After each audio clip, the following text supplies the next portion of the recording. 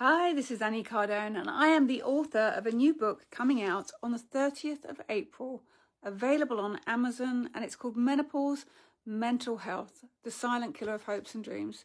Now let's talk about something that affects millions of women around the world, but that doesn't really get a lot of attention, and that's menopause and mental health instead of physical health. Now, if you're going through menopause right now, or you know someone who is, you've probably noticed that it's not just hot flashes and night sweats and the physical manifestations. There's a whole mental health, emotional side to this experience that can really catch you off guard. It certainly did me.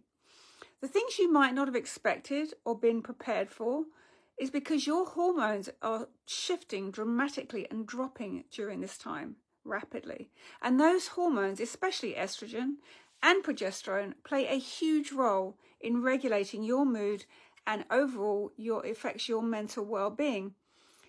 They're deeply connected to how you feel every single day.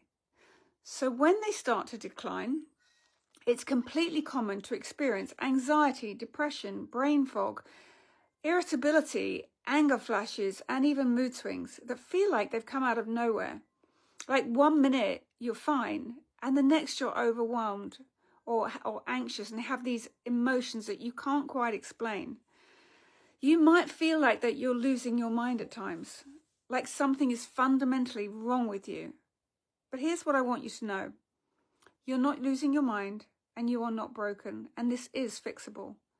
This is a real biological process happening in your body that is scientifically proven, and it's directly affecting your brain chemistry in measurable ways.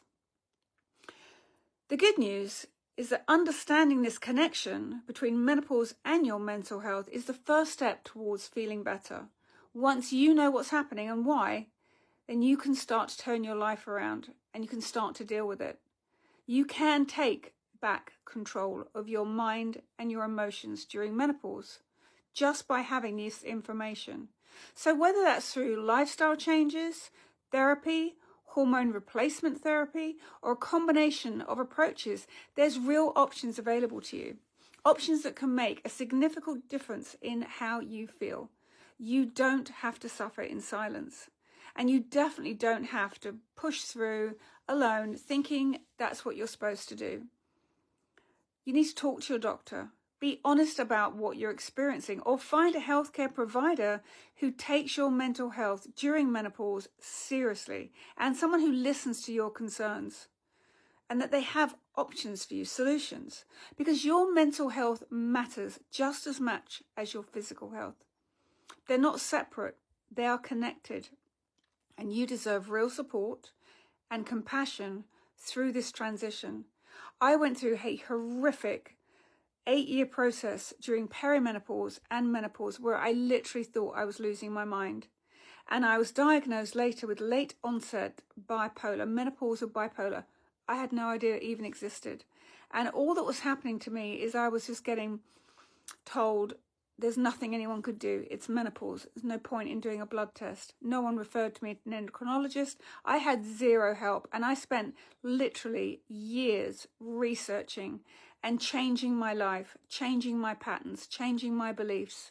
I had to start loving myself enough to put myself first before everybody else, because I had spent years taking care of everybody else. And menopause is a gift in a way because it forces you to stop that bad habit. It forces you to start saying no to people who are pulling on you constantly. This is your time for you. And the only way you will start to feel better is if you start saying no and start taking care of yourself, and you start making your health and your mental health a priority. So I really encourage you to read my book. It's got a ton of tools in that will really help you. It's available on Amazon. It's called Mental Health, Menopausal Mental Health. And honestly, I hope you love it. I enjoyed writing it, and I hope it helps you as much as it did me.